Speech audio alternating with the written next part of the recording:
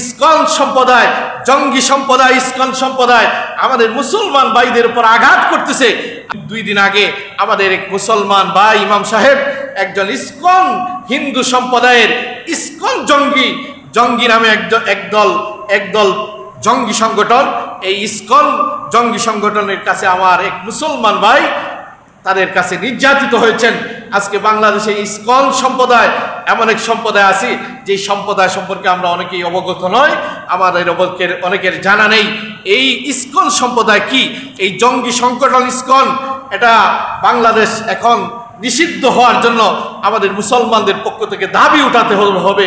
আমাদের মুসলমানদের ইমানি শক্তি দিয়ে এই ইসকনকে বাংলার জমিনে নিষিদ্ধ করতে হবে। এটাই হচ্ছে সময়ের দাবি। মুসলমান আরেক মুসলমানের কাছে এই ইসকন সম্পর্কে নিয়ে, ইসকন জঙ্গি সংগঠন সম্পর্কে নিয়ে আমরা যাতে আলোচনা করে প্রত্যেকের জবান থেকে একই আওয়াজ আসে যে বাংলাদেশ থেকে ইসকন জঙ্গি সংগঠনকে নিষিদ্ধ করতে হবে। এটাই হচ্ছে সময়ের দাবি। এটা প্রত্যেকের জবান থেকে যদি আওয়াজ ফুটিয়ে উঠে অবশ্যই সরকার বাধ্য হবে বাংলাদেশ থেকে ইসকনকে নিষিদ্ধ করার। এজন্য পেয়ারা হাজিরিন, আমরা সকলেই ইমানি দাবি হিসাবে আমরা একজন আরেকজন মুসলমানের কাছে বাল্লিগু আন্নি ওয়ালাউ আয়া হিসাবে আমরা আজকের এই খবরগুলো আমরা ছড়াইয়া দিব বাংলাদেশের বিভিন্ন প্রান্তে, যাতে যেখানে যেই সময় বসবো আমরা ইসকন এই জঙ্গি সংগঠন নিয়ে মুসলমানদেরকে দাওয়াতি মিশন হিসাবে আমরা এই কাজটা আজকে থেকে চালু করব ইনশাআল্লাহ। আল্লাহ পাক আমাদের সকলকে তৌফিক দান করুন। যদি আমরা না করি তাহলে একদিন আমরা এই ইসকনের কাছে, ইসকন জঙ্গি সম্প্রদায়ের কাছে আমরা নির্যাতিত হতে হবে, আমাদের মুসলমানদের ধর্ম নির্যাতিত হবে। এটা কি আপনারা মেনে নিতে পারবেন? আমরা কেউ মেনে নিতে পারবো না। এজন্য আসুন আজকের এই খুতবার আলোচনা আমরা যারা শুনছি, বিভিন্ন মাধ্যমে যারা শুনবেন, সকলের কাছে অনুরোধ থাকবে এই ইসকনের প্রতি আমরা তৎপর হই, ইসকনকে বাংলাদেশ থেকে নিষিদ্ধ করা হোক, এর প্রতি আমরা সোচ্চার হই। এটাই হচ্ছে আমাদের প্রাণের দাবি এবং ইমানের দাবি।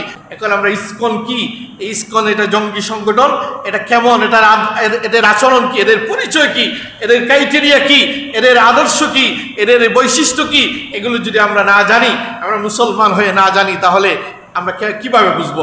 এজন্য আমি আজকের জমায় আমাদের ইসকন, এটা আমাদের আগে থেকেই দাবি, আগের সরকারের কাছেও দাবি ছিল যে ইসকন এই জঙ্গি সংগঠন, এই ইসকনকে বাংলাদেশ থেকে নিষিদ্ধ করতে হবে। এটা আমাদের মুসলমানের প্রাণের দাবি। পেয়ারা হাজিরিন, ইসকন এটা হচ্ছে ইন্টারন্যাশনাল সোসাইটি ফর কৃষ্ণ কনসানসেন্স। এটা হচ্ছে ইসকনের, যার অর্থ হচ্ছে আন্তর্জাতিক কৃষ্ণ ভাবনা মৃত সংঘ। এই ইসকনের যার সংঘটার নাম হচ্ছে আন্তর্জাতিক কৃষ্ণ ভাবনা মৃত সংঘ। এটা মূলত হচ্ছে গৌড়ীয় বৈষ্ণব মতবাদের অনুসারী হিন্দু ধর্মের একটা সংগঠন, যে সংগঠনটা 1966 সালে নিউ ইয়র্কে এটার প্রথম আত্মপ্রকাশ হয়েছে। 1966 সালে নিউ ইয়র্কে ইসকন এই সংগঠনটা প্রতিষ্ঠিত হয়েছে, আত্মপ্রকাশ হয়েছে। এই ইসকন হচ্ছে যিনি এটা প্রতিষ্ঠিত করেছেন তার নাম হচ্ছে শ্রীল প্রভুবাদ। এটা আমেরিকায় 1966 সালে নিউ ইয়র্কে এই ইসকন সংগঠনটা তিনি প্রতিষ্ঠিত করেছেন। আধ্যাত্মিক সমাজে এটা হরে কৃষ্ণ আন্দোলন নামে ব্যাপক পরিচিত। আমাদের বাংলাদেশ সহ বিশ্বের বিভিন্ন দেশে এই সংগঠনের আরেকটা পরিচিতি হচ্ছে হরে কৃষ্ণ নামে এটার ব্যাপক পরিচিতি আছে। পেয়ারা হাজিরিন, এই সাধারণ এটার সনাতনী হিন্দুদের সাথে ধর্মীয়ভাবে এদের অনেক পার্থক্য রয়েছে। এই ইসকন শুধু হিন্দু ধর্ম, সাধারণ যারা হিন্দু ধর্মের অনুসারী তাদের মধ্যে এই ইসকনের ধর্মীয়ভাবে কিছু পার্থক্য আছে। ইসকনের তৎপরতা বর্তমানে বাংলাদেশ সহ বিশ্বের বিভিন্ন দেশে এই ইসকনের একটা তৎপরতা দিন দিন বৃদ্ধি পাচ্ছে। পেয়ারা হাজিরিন, আজকে শুধু আমাদের ধর্মের আড়ালে তাদের মূল হিন্দুত্ববাদ বা অখণ্ড ভারতের শব্দ বাস্তবায়নের কাজ তারা বিশ্বের বিভিন্ন দেশে এই ইসকন সম্প্রদায় তারা প্রতিষ্ঠিত করতে চাচ্ছে। যাদের মৌলিক তাদের কাঠামোগুলো আমরা কিছু জানতে হবে, যে কাঠামোগুলো হচ্ছে ধর্ম প্রচারের নামে তারা ধর্মান্তর করা, তাদের ইসকনের ধর্ম প্রচারের নামে তারা বিভিন্ন ধর্মের মানুষদেরকে ধর্মান্তর করা। যেমন আমরা মুসলমান ধর্মের অনুসারী, তাদের ধর্মে প্রচারণের মাধ্যমে আমাদের মুসলমান ধর্ম থেকে তাদের ধর্মে মানুষদেরকে বুঝিয়ে সুঝিয়ে বিভিন্ন প্রলোভন দিয়ে, অর্থের প্রলোভন, সম্পদের প্রলোভন, বিভিন্ন কিছু প্রলোভন দিয়ে মানুষদেরকে ধর্মান্তর করা, এটাই হচ্ছে তাদের একটা কাজ। আজকে আমাদের বাংলাদেশের যেই দেশের পাহাড়ি অঞ্চলের আলাভুলা মানুষ যারা, এই মানুষগুলোদের বিভিন্ন আর্থিক সহযোগিতার মাধ্যমে তাদেরকে নামে বেনামে তাদেরকে বিভিন্নভাবে সরল মনা মুসলমানদেরকে আর্থিক সহযোগিতার বিভিন্ন প্রলোভন দিয়ে তাদেরকে ধর্মান্তর করতেছে। আমাদের পাহাড়ি অঞ্চলে বিভিন্নভাবে বাংলাদেশে এরকম অনেক ঘটনা ঘটেছে, যেই ঘটনাগুলো যুগান্তর পত্রিকার 24 নভেম্বর 2024 সালের 24 নভেম্বরে পত্রিকার যুগান্তর পত্রিকায় প্রমাণ রয়েছে। বাংলাদেশের বিভিন্ন পাহাড়ি অঞ্চলে এই তথ্যগুলো যুগান্তর পত্রিকায় এসেছে।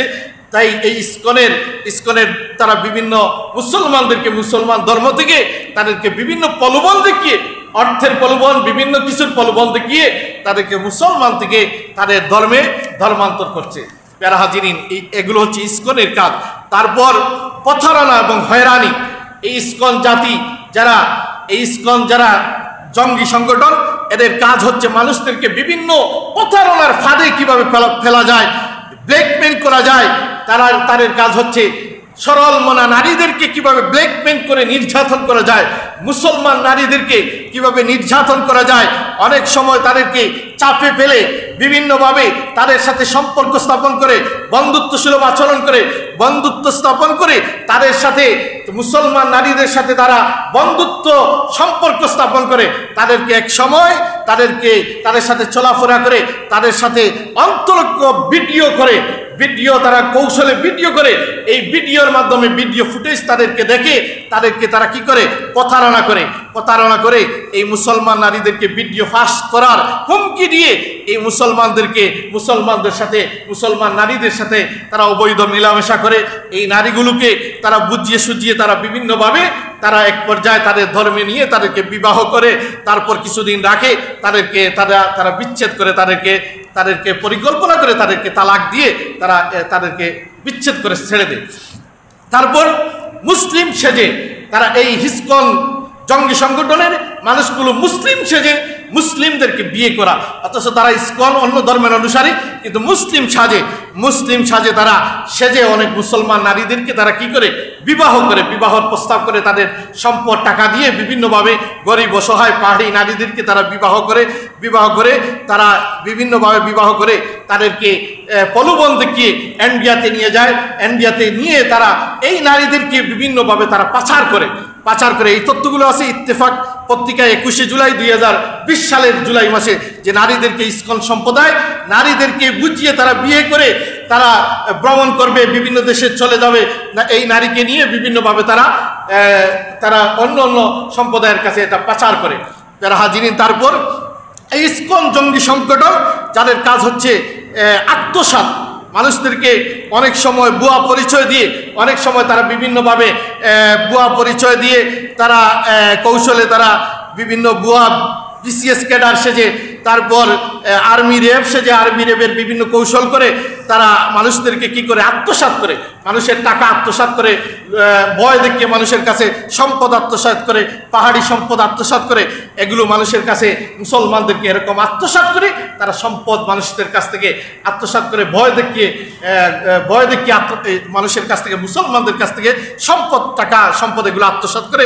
যার প্রমাণ হচ্ছে 2 মার্চ 2024 সালে খুলনায় ভুয়া বিসিএস ক্যাডার সেজে অর্ধশত নারীর কাছ থেকে তারা প্রতারণা করে, তারা গণনা এবং অর্থ বিভিন্নভাবে তারা গহনা এবং অর্থ তারা হাতিয়ে নেয়।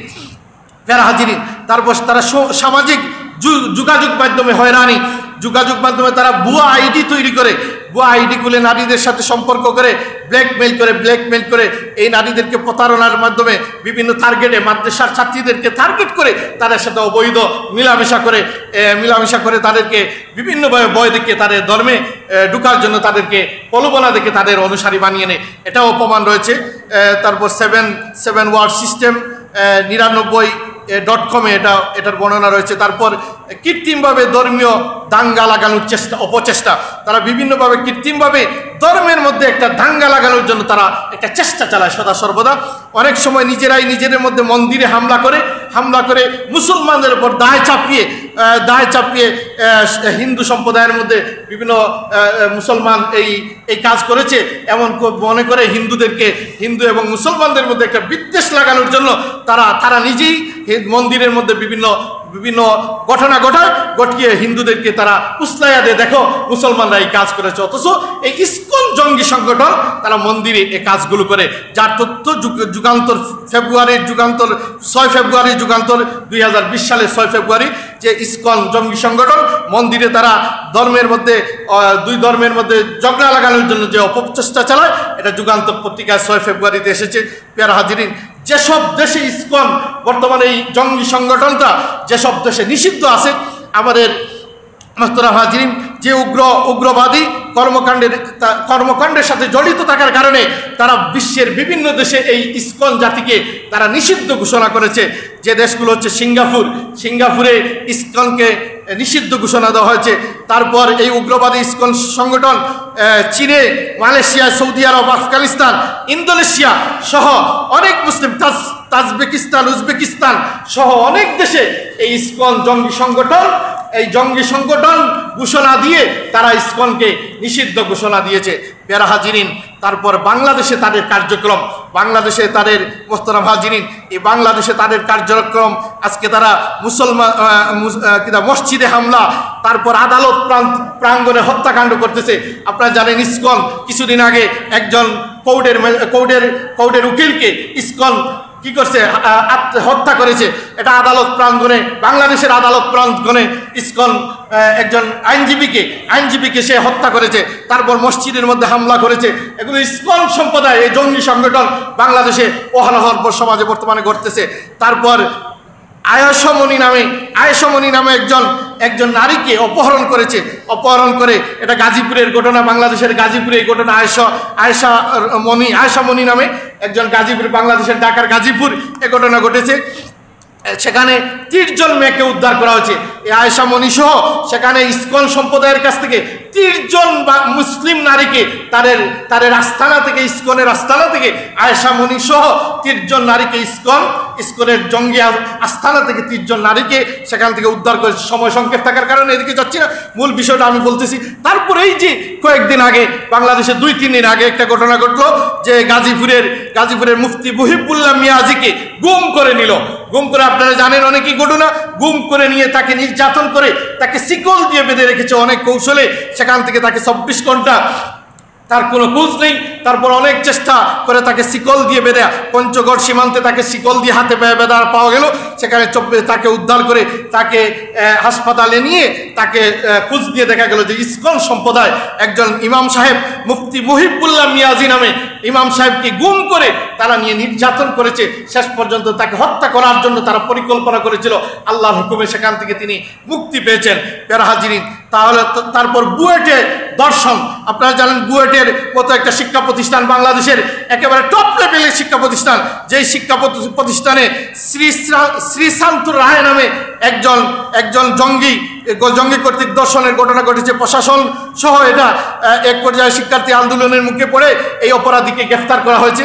আপনারা জানেন তারপর একটা নর্থ সাউথ ইউনিভার্সিটি, এটাও কয়েকদিন আগে মনে হয় 2-3 সপ্তাহ আগে নর্থ সাউথ ইউনিভার্সিটিতে একজন ইসকন কোরআনকে অবমাননা করেছে। কোরআন ছিঁড়ে কোরআনের পর পা দিয়ে কোরআনকে অবমাননা করেছে। এটাও 2 সপ্তাহ বা 15 থেকে 1 মাসের ভিতরে ঘটেছে। এই নর্থ সাউথ ইউনিভার্সিটিতে কোরআনকে অবমাননা করা হয়েছে একজন ইসকন সম্প্রদায়। এরকম করে দিন ইসকন জঙ্গি সম্প্রদায়ের ব্যাপক তৎপরতা বাংলাদেশে এটা বৃদ্ধি পাচ্ছে, দিন এটা বৃদ্ধি পাচ্ছে। এজন্য আমরা আর বসে থাকলে হবে না। এজন্য আমাদের মুসলমানদের এটা ইসকন এই জঙ্গি সংগঠন দিন তাদের এই তৎপরতা দিন বৃদ্ধি পাচ্ছে। এজন্য আমরা প্রতিটা মসজিদ থেকে প্রতিটা মুসল্লিদেরকে আমরা সচেতন করা আমাদের ইমানি দায়িত্ব হিসাবে আমি বলতেছি। প্যারা হাজিরিন, আপনারা অনেকে বলতে পারেন যে ইমাম সাহেব এই কথাগুলো কি বলতেছেন, এগুলো তো বলার প্রয়োজন নয়। এটা প্রত্যেকের ইমানি দায়িত্ব আছে। মুসলমানদের উপর একটা জঙ্গি সংগঠন ইসকন, এই জঙ্গি সংগঠন, যেই সংগঠন বিশ্বের বিভিন্ন দেশে এটা নিষিদ্ধ, বাংলাদেশে তাদের ব্যাপক তৎপরতার কারণে আজকে দিন দিন তারা টার্গেট করে মুসলমানদের উপর, তারা টার্গেট করে বিভিন্ন কৌশলে তাদের বিভিন্ন কৌশল প্রয়োগ করে মুসলমানদের কিভাবে নির্যাতন করা যায়, মুসলমানদেরকে কিভাবে নিধন করা যায়, মুসলমানদেরকে কিভাবে দর্শন করা যায়, মুসলমানদেরকে কিভাবে হত্যা করা যায়, এরকম কয়েকটা ঘটনা দিন দিন ঘটনা বৃদ্ধি পাচ্ছে। এজন্য আমরা মুসলমানদের অনেক করণীয় কাজ রয়েছে। আমাদের মুসলমানদের করণীয় সম্পর্কে বলতে গেলে সময় সংক্ষেপ, অনেক কথাই বলতে হয়। মুসলমান আমরা দিন দিন রসুলের সুন্নাহর প্রতি আমরা অবিচল নয়। আজকে আমাদের করণীয় কিছু দিক নির্দেশনা তুলে ধরতে হবে। আমাদের করণীয় কিছু কাজ রয়েছে। এই ইসকন সম্প্রদায়কে আমাদের এখন প্রত্যেক মুসলমান যার যার অবস্থান থেকে আজকে তারা যে কাজগুলো দিন দিন তাদের সাহস বৃদ্ধি পাচ্ছে, দিন দিন তারা যে কাজগুলো করতেছে, অনেক ইসকন সম্প্রদায়গুলো তারা আজকে সমাজে এমন কাজ করতেছে যেই কাজগুলো মুসলমানদের টার্গেট করে তারা দিন দিন কাজ, তাদের কার্যক্রম বৃদ্ধি পাচ্ছে। এজন্য আমরা মুসলমান এই ইসকনের এই জঙ্গি সংগঠনের প্রতি আমাদের খেয়াল থাকতে হবে।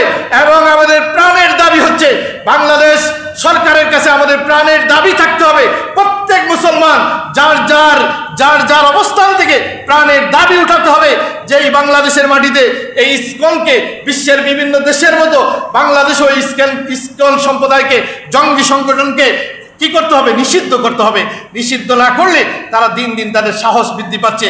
তারা আজকে যেভাবে তাদের অর্থের যোগান কোথা থেকে আসতেছে, অর্থের যোগান, তাদের টাকা পয়সার অভাব নেই। আপনারা দেখেছেন গত এক বছর আগে মনে ইসকনের যাদের ইসকনের লিডার যাদের ইসকনের গুরু তাদেরকে ধরে তাদের ব্যাংক ব্যালেন্স, তাদের টাকার হিসাব, তাদের অস্ত্র সামগ্রীর হিসাব আপনারা দেখেছেন। এক বছর আগে ইসকনের লিডারদেরকে ধরা হয়েছে, তাদের ব্যাংকের অ্যাকাউন্টকে বাজেয়াপ্ত করা হয়েছে, তাদের টাকার কোনো শেষ নেই। এজন্য তাদের টার্গেট হচ্ছে মুসলমানদেরকে কিভাবে ধ্বংস করা যায়, মুসলমানদেরকে কিভাবে নিধন করা যায়, মুসলমানদেরকে কিভাবে শাস্তি দেওয়া যায়, মুসলমানদের ধর্মের ওপর কিভাবে আঘাত আনা যায়।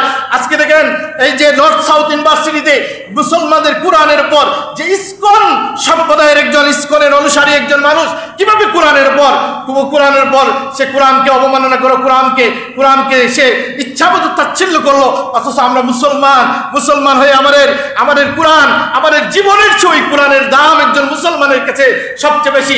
যে কোরআনকে তারা আমাদের মুসলমানের কোরআনকে একজন ইসকন সম্প্রদায়ের সামান্য ইউনিভার্সিটির ছাত্র হয়ে এই কোরআনকে অবমাননা করলো।